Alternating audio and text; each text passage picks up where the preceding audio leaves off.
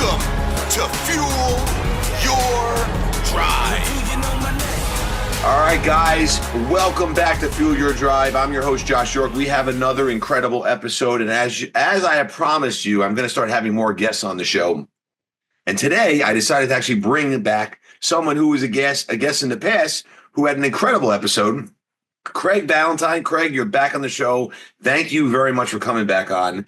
And there's a special reason why I brought Craig on. Now, obviously, you know, from one handsome stud to another handsome stud, that's not the reason I brought him on. He just released an unbelievable book that I just actually started going through, which I'm hooked on it. The Dark Side of Discipline. First of all, I love the title. And Thank you. I love how you started the book. But first off, welcome back to the show, Craig. Man, this is going to be a lot of fun. Super excited to be here. Fantastic. And for those who might be listening and not watching right now, I love Craig's shirt, Success Loves Speed. And I love that. I love that.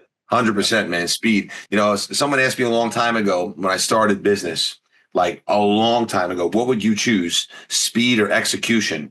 And I said execution. And this was like a very, very successful guy, runs a multi-billion-dollar company. And he said to me, wrong. Choose speed any day of the week. And then he walked me through why, but I love that shirt.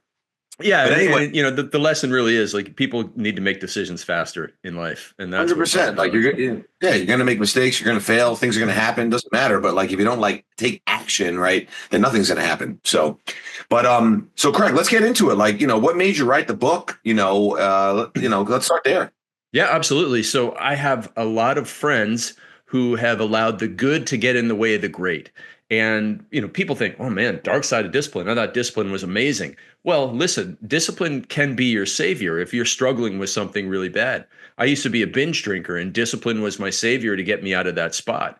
But then a lot of people get to this point where it's a very fine line and you cross over and you go from having discipline as your savior to you being a servant of discipline, and you are putting yourself in a prison of rigidity where you're going too far and you're doing too many things that stop you from doing the great. For example, I had one friend, man, he went all in on this stuff and he was already very successful, right? So, he was married, kids, did fitness competitions, had an amazing business, beautiful house. And, you know, it wasn't like he wasn't disciplined, but somebody on the internet said, oh, well, you're not disciplined until you try this challenge thing that I'm doing. So he went and did it, and not only do it once, he did it twice. And I know how long this thing takes. It takes like 2 or 3 hours a day. And I was like, I have no idea where you're stealing this time from, because you run a big business and you're very busy with your family. And I know that your wife already wants you to stop working too much. So you're already too busy, and now you're finding 2 or 3 hours to go and do this stuff. Where are you stealing it from? Because your business is still growing. Oh, you stole it from your family. And not only did he do it once, he did it twice. And then his wife walked out on with the kids. And that was, you know, it's heartbreaking to me because it was a good friend of mine. And I really respected his marriage and his family and what he had done. And to see him, you know, really throw away what mattered, the great, just to chase the good was heartbreaking. And that was the final straw that made me write this, because I've been saying it to people for a long time. Yeah, that's really powerful what you're saying. And I hear what you're saying, because it's funny, like, you know, look, everyone has routines, and, you know, look, routines work. You know, if you have something that works for you, and it could be meditation, it could be exercising, you know, doing something that you like to do every day, which I would highly recommend. But then there are the other people. It's like, you know, they get into these programs, which I hear about all the time. And it's funny you talk about it, because someone else is telling me, like, I don't know, they're doing some type of like diet, like carnivore diet or some type of diet. I was like, why don't you just like eat a balanced diet, like with protein, carbohydrates, and vegetables, and just stick to that? Like, because here's the thing that people don't understand, and I don't want to sidetrack too much, but it's important, is that everything, like, you know, most of these like diet programs, they have to make money. They're companies, they're businesses. So the whole point is for you not to stick to it, because most people are not. They're just going to sidetrack off, and then they're going to go on to something else. And they're like, oh yeah, I'm going to go back onto that program again.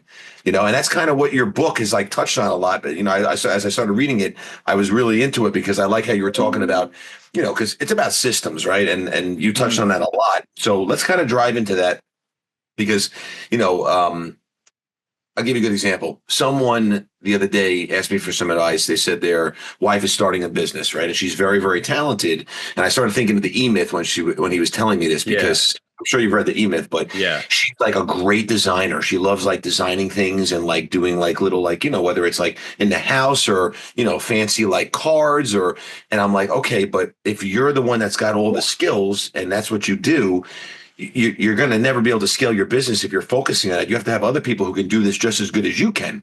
So let's touch on that because I know you're big on systems, just as I am. Absolutely. So people think that the discipline that they need to be successful in life is like this, sacrifice, this real suffering that everything's going to suck. And it's not true, because even though I'm a very productive person, I'm like most people, I'd rather not do the work. But what I decided to do, because I wanted to be successful in life, was I built systems that make the right actions automatic. So there's two ways that systems can apply to a business owner. Is that one, you can build systems to give you discipline.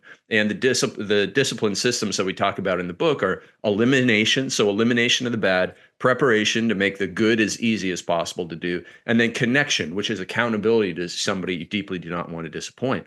And then on the business side, we build systems for how we plan our week, for how we protect our time, for how we do our marketing and our sales calls, and everything that we do has a system, so that it's like, going on an airplane, they have checklists that they follow. That's the system, so that you get from point A to point B safely. And they built this over years and years and years, so that the airplane industry has generally become, much safer than driving a car on like per, incidences per travel mile. And it's the same with our lives and our businesses. When we go through a day and we look back and say, here's what worked and here's what didn't, we can go and build systems to make sure that more of things work. And anytime that something didn't work, it's like, oh man, I was supposed to go to this meeting and I forgot my thing and this, that, and the other, and it was a horrible meeting. Well, next time you'll build a system that maybe even put out a checklist where it's like, do you have the meeting documents? Do you have the correct link? Do you have the address of the meeting? Like, even I've gone to events where I'm supposed to speak and I'm like messaging my assistant, 30 minutes before, what room is the thing in? Because I didn't have a system for it. And systems work. People will fail. So you need to make sure that you have your systems in place so that you can be as successful as possible, even if you're not starting with natural talent. And even if you're not, a book smart type of person, as long as you can have the systems in place, you can achieve amazing things. 100%, 100%. So I know you help people with this. I know you have a lot of clients. Where would someone start? So let's say someone, is like, man, I'm loving what I'm hearing right now. Mhm. Obviously, look, you can reach out to Craig directly. I don't know if Craig's taking on new clients or he's not, but he can obviously probably help you or someone on his team can. But where does someone actually start and say, okay, here's what I have to do? Like, it's funny because we're rolling out this other concept and we're working on it. And, we're talking about the rollout plan, and I'm going through like every single step. Same thing. It's a system, right? Yeah. So but we did it prior in the past, so we just had to update it, and then we put it right into our operations manual. So I understand that because I've been doing this for a very long time, just like you do. So someone who doesn't, where would they start? Where would you recommend them to start? Years ago, we used to run these 300-person events. And what we did with our team was we sat down and we walked through from minute number one to the time that a person lands in San Diego, which was where our event was, to the time they leave and go to the airport on Monday morning from the event, what would happen at every single one of those, key situations. They arrived at the hotel. Do they know where to go to registration? Oh, we need to build a system so that, we send that in advance. And then we also make sure that there's some stuff around the hotel that sends them to the right place. And we just went through and we looked for every area in which something could break down and cause a problem, and figured out, how can we solve this in advance? What can we do to communicate that?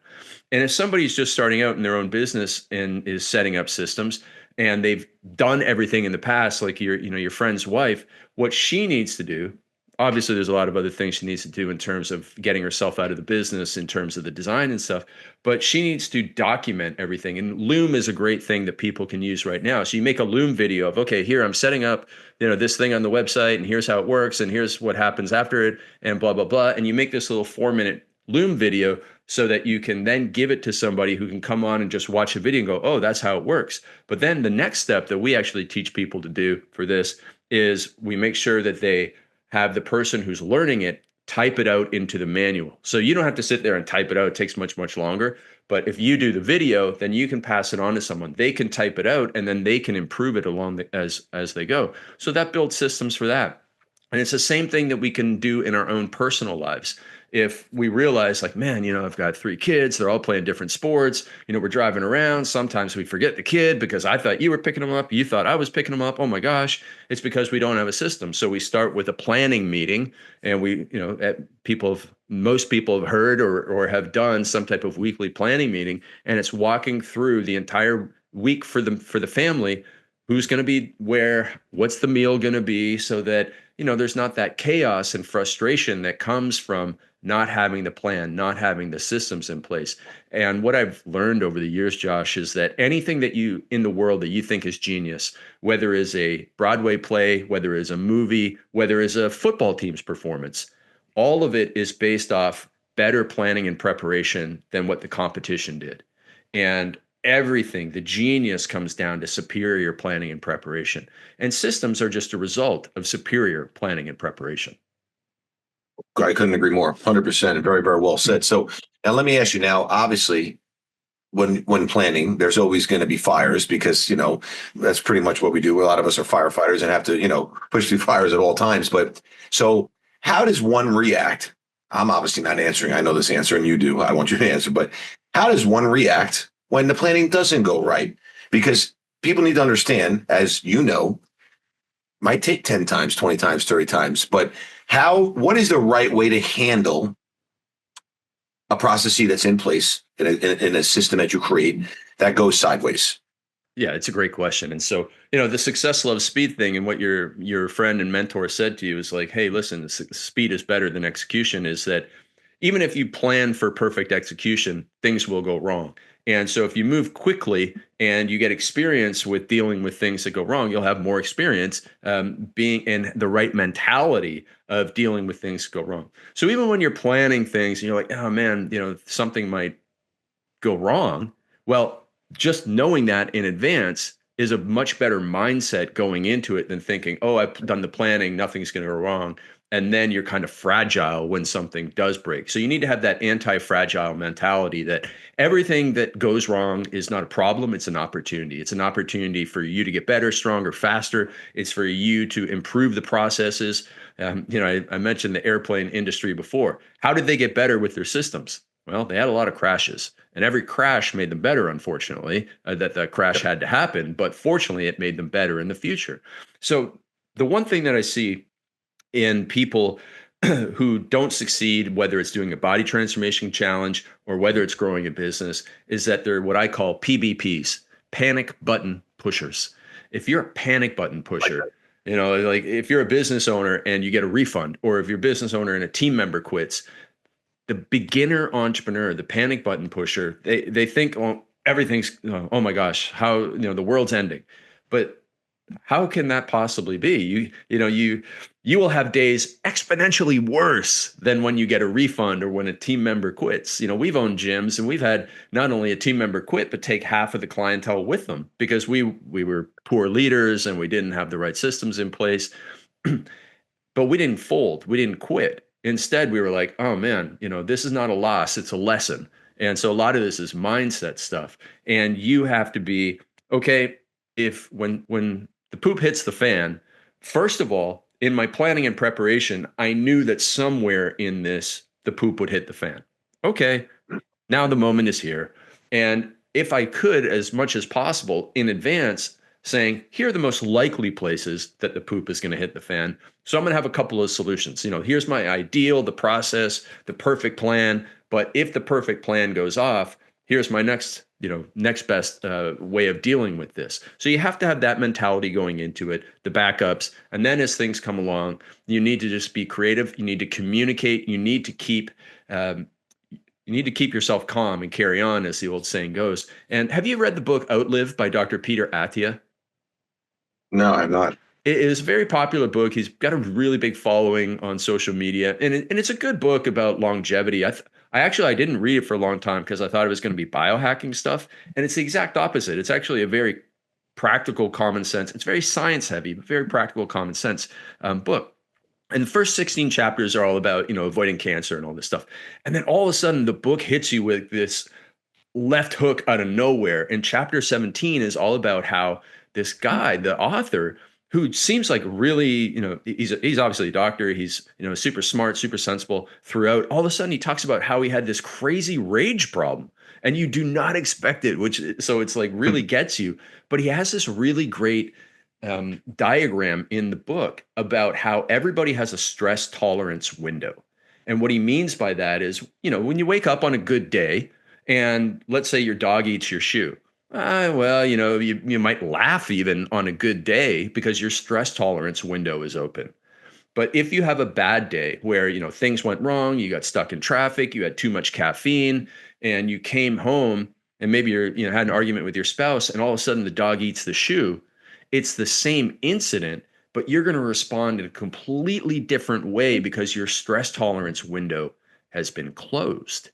And I thought, man, that's just such a great graphic image of what we go through in life.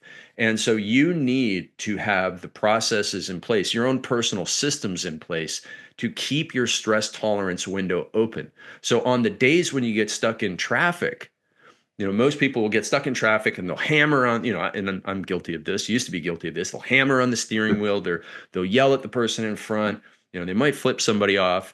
And all of that closes the stress tolerance window. But if instead you flip it and you go, okay, it's a nice day out, I'm going to do some box breathing.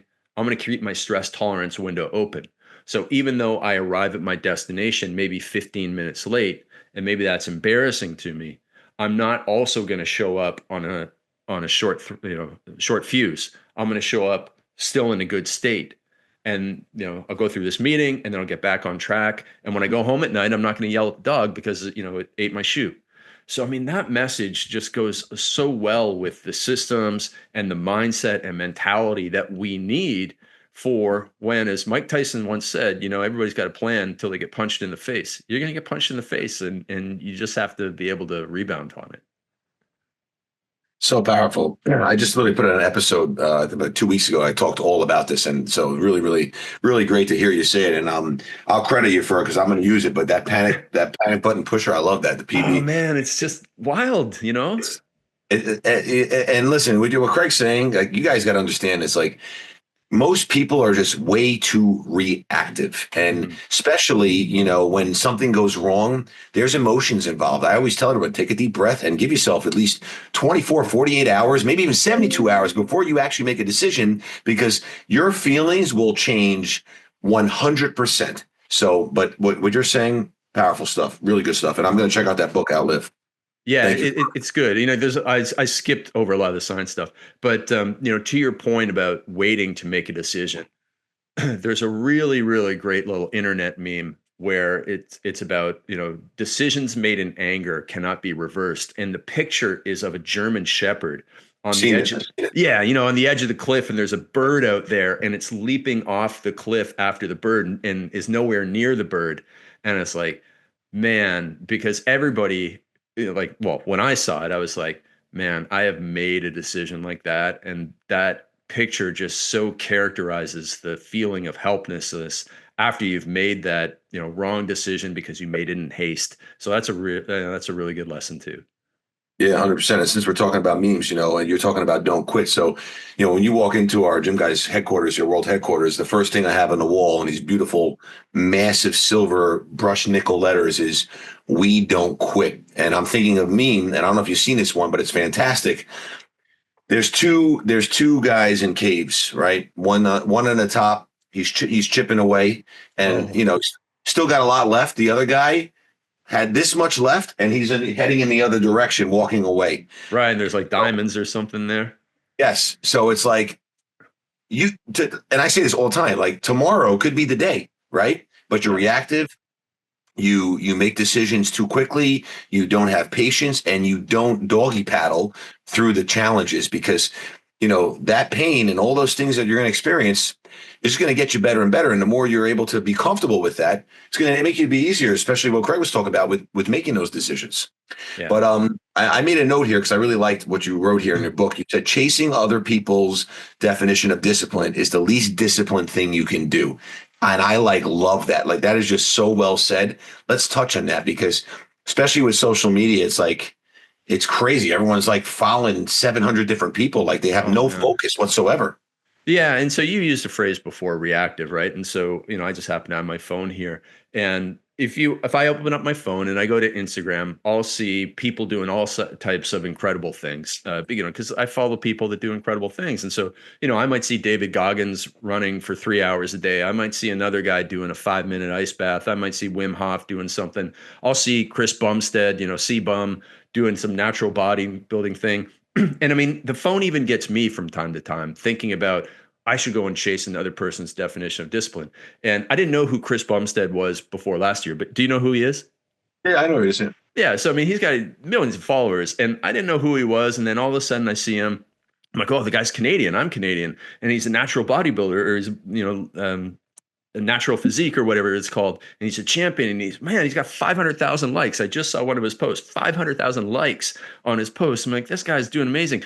Maybe I should do natural bodybuilding. Maybe I should. I'm 49 years old. I got broken shoulders. I got 3 kids under the age of 3. What kind of crazy thought is that?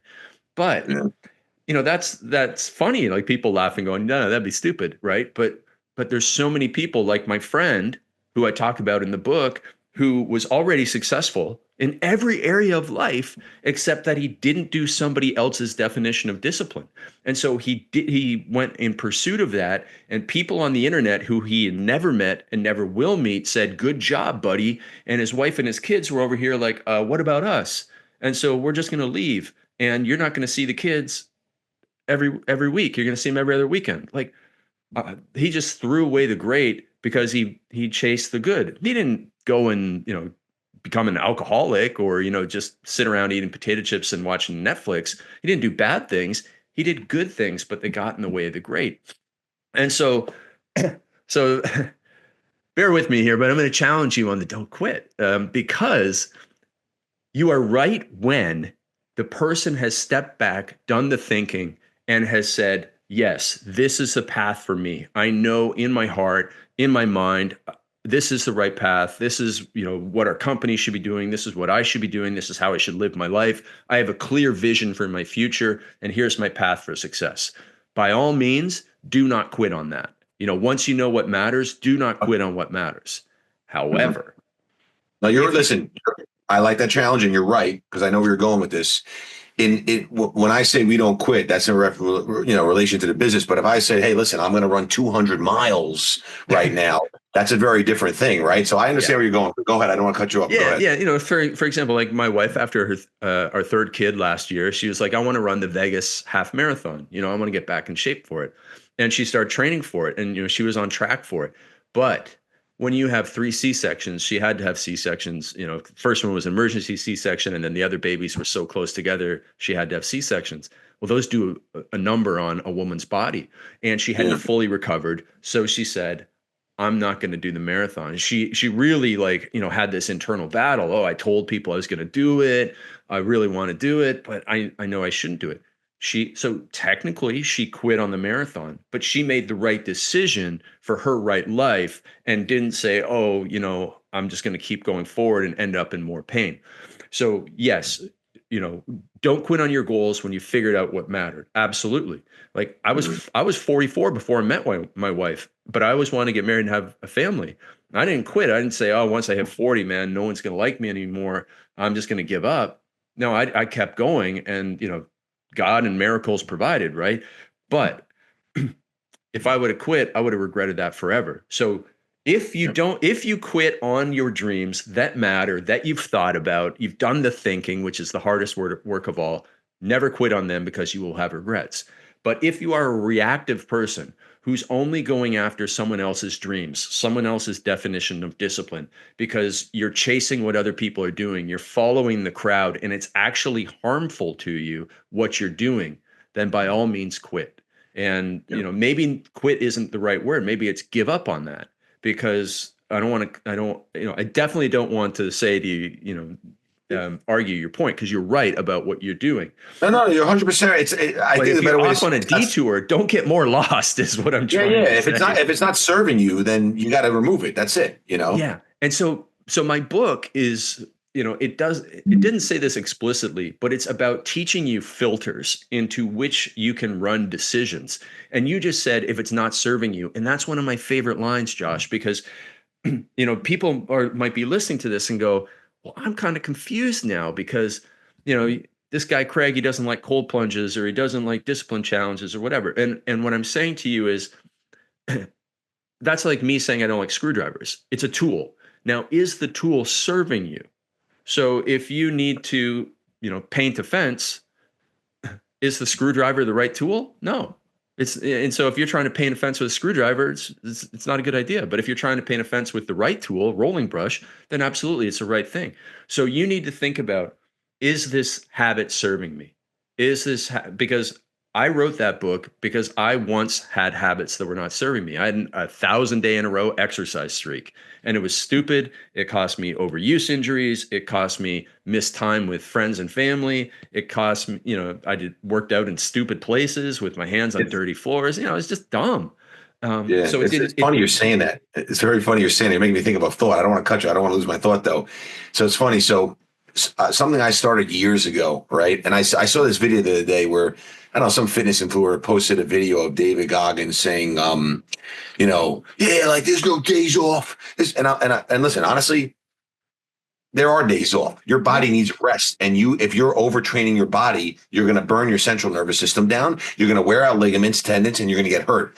And something I've been doing for like years, it's very hard for me to do. And I'm sure you can understand because I know you're built the same way. I take a full week off every 10 to 12 weeks. Okay, I that is literally, hard. I, That is it's hard. I printed out an article, I swear to God, like 8 years ago, and I still have to read it every time I take the week off. I have to read it 3 times a day because I want to go back to working out because I'm so crazy. But the benefit of it is unbelievable. But just what you were saying is so true because people like there's no such thing. Like I like to say I'm superhuman, and that's what I believe. But no, if someone took a gun and shot me, I'm not superhuman. I'm going to die, right? So, like, there's a balance there. But people need to understand that you can't go 7,000 miles at all times, right? Right. Everyone's trying to think that So you're giving the example about the workout. Yeah, okay, these trends are stupid, but yeah, if it serves you, great, do it. Do a good job at it, and also get educated in it, right? Like, because I think about, and we could talk about working out because we both work out, like what you used to do when you were 17, you've probably changed and you've gotten so much smarter, just Right. like I have too with working out. Like I think back, if I would have changed so many things I used to do, like when I started, I used to work out for like 4 hours a day because I was probably just wasting my time, burning out all my muscles, and I was never getting any results. Yeah, but it's really the overuse injury, which is probably the biggest thing I go back. It's just because the volume creeps up. I'm 50 years old this year, and it's I'm working harder now on getting rid of the pain, and I've done a lot of work in the last year that's really been helpful. But man, I wouldn't have had to have done that if I just would have been trained smarter when I was younger. But of course, if I go back in time, my younger self ain't going to listen to me on that.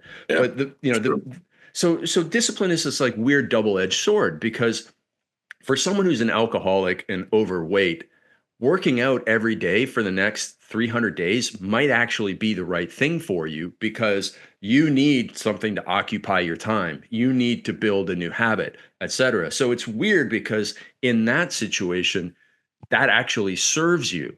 But then you're going to get to a point where it's like, okay, now, I've got control of my drinking, I've got control of my weight. Working out every day does not serve you. So again, you have to look at everything as a tool and run it through that filter.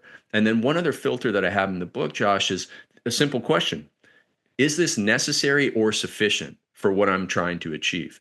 And so I bust on cold plunges. Like my wife and I do them as date days, and I understand that they make you feel good and maybe get some clarity of thought. But that's you can get that from a lot of other things. And so I run into a few people that are like super hardcore on them, and I just ask this question: like, is it necessary or sufficient for success? And what that means is it necessary? If we take a look at everybody who we deem as successful in life, whether it's in terms of income and wealth, like Warren Buffett and Elon Musk, or in terms of impact or following, like Taylor Swift, do they cold plunge? No, I mean I've read articles. I've typed in does Taylor Swift cold plunge? I've tried to do all these searches, and they don't cold plunge. So it's not necessary for you to achieve success. It might of course help, not. but it's not necessary. And is it sufficient? If I cold plunge, is it guaranteed I'll be successful? Well, no, because I know lots of people who really struggle in life still who cold plunge. So is the tool that you're using necessary or sufficient? And in most cases, the only thing that really matters is you do the hard work. Well, first of all, you do the thinking as to what matters, and then you do the exact hard work that is required to get there. And everything else is just entertainment. And so, as long as you understand what I'm doing, yeah, it's kind of sort of beneficial, but I'm really just kind of doing it because I like it. And, I make some selfies, or, it's stress relief or something, but it's not necessary or sufficient for the ultimate goal.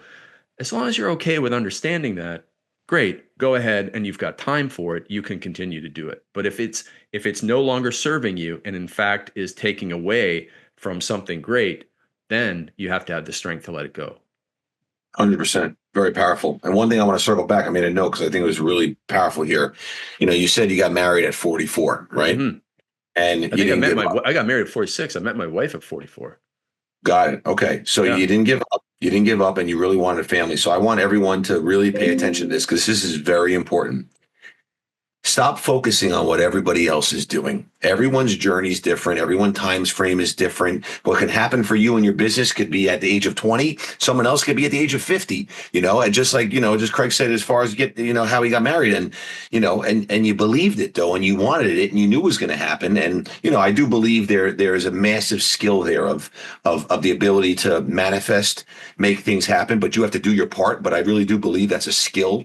But I just feel like a lot of people, like, just especially with social media, pay attention to everybody else. And I know someone in particular, he was like telling me, man, he's like, how old is that guy? He's like, oh my God, he's 33 and he already made over 100 million. I'm 45. And okay, so what does that mean? What? What does that mean? Like, Yeah. I can go through the list of people, like I think Sam Walton didn't start Walmart till 51 or something like that. Like, I can go through the list. But you got to just focus on yourself. But, I understand there's so many distractions. And this is where discipline comes in too, that the fact that you got to focus on you, yourself. And again, what's serving you, what matters the most with you and what you're trying to accomplish. Yeah. Can I tell you what was the missing link in me getting married? And Mhm. it solved all my problems? Is asking for help. So I didn't ask for help for the longest time. And then, well, you know my first book, Perfect Day Formula. Yep. So in that book, I wrote a vision for my life, and it was like, so I wrote that book and published it early 2016, and said in 5 years from now I'm going to be married, 2 kids, and living here, and blah blah blah. And so it was really like, and now I had this deadline that I had to hit and accomplish, and I didn't really change myself. Well, not I changed myself a lot, but I didn't change my habits around dating, et cetera, in 2017, 2018. All of a sudden, 2019, like, the deadline starts coming up, and you're like, man, I'm like, man, I got to get serious. So that's when I finally asked for help, because that was the missing link. And I built out one of these 90-day plans. We use these 90-day plans for all of our business coaching clients, but I'm like, I'm going to build one out for meeting my wife. And so Mhm. I wrote down that I wanted to have that one of the action steps for it was that I was going to ask the three most connected women that I knew. So I had three friends, one ran a business community, one was an event planner, and one just had a massive social circle. And I was like, you guys know me. Do you know any girls who you can introduce me to? That's all I had to do, because, long story short, one of them helped me get connected with the woman who became my wife. All I had to do was, like, set my ego aside and say, hey, I can't do this on my own. And then go to people who, as Dan Sullivan's book, Who Not How. I didn't figure out, like, how am I going to go and do this? I said, who can help me do this? Who can solve my problem for me? And I went to that person and got help. Just like, anybody listening to this who wants to get in shape, who is a great trainer, or anybody who wants to start a business or a fitness business, who knows how to do this? And you go to that person rather than, spending 100 hours on the internet, trying to figure it out for yourself. 100%, and that's obviously very respectful. You did that because it's, I feel like a lot of people let their egos get in the way, but Mine just did to, for a long time. yeah, a lot of people do. I tell people all the time there, and I'm sure you'll agree, there hasn't been one person in my life who is massively successful, and I've been connected with a lot of great successful people who have never said no to me, that not even once when I've asked for help. Every single person has always said yes, absolutely. And I think also a problem too, like when people look for like help or sometimes like, or they use the term mentor, which I really don't like. I think it's like just not a great term, because like if you're looking for advice, you should be coming prepared, right? Like you went prepared, you asked, you happen to know anybody? It's not like, hey, I've been trying to figure this out. What would you recommend? I haven't been going, you came there direct and asked what you want. You had your ask, right? Yeah, have the specificity around it. Exactly. And people need to understand that, because it's like, same rules apply. Like if you're looking to get mentored by someone, let's say in business, you don't ask them, hey, can you be my mentor? Well, I guess you can, but no, you come to them with what you want to find out and the questions you have and ask them so they can help you. And people will always say yes, always. Yeah, absolutely. One of my phrases that I live by, that really was shaped by the people that helped me find my wife, is that everything in life is easier when you know more good people. Everything in life. So, 100%. even if you want to go on a good vacation, if you only know 10 people, the chances of them having gone to the place that you want to go to and giving you feedback and here's how to have the best time at that place, pretty small. But if you know 1,000 people and you're like, hey, I want to go to this place in Florida on vacation, does anybody here have any tips? Well, then there's going to be a greater chance that someone's going to know and give you some advice. And it's the same with everything, with business, with relationships, with health, like everything that I've achieved in my life.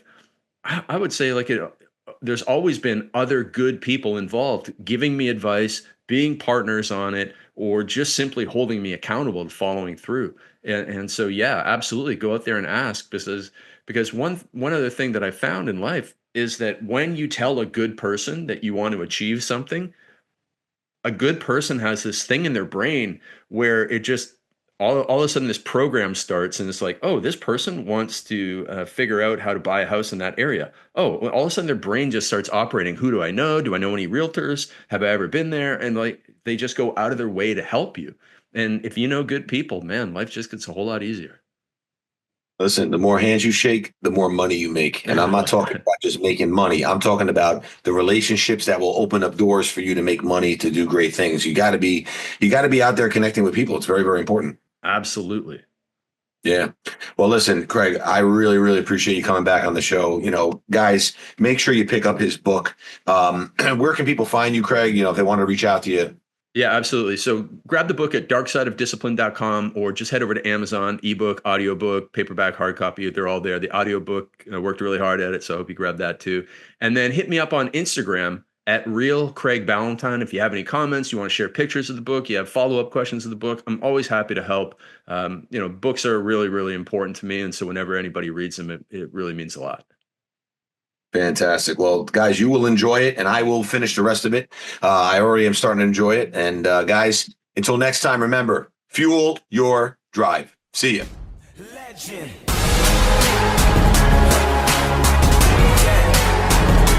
Do you know my name? My name is Legend.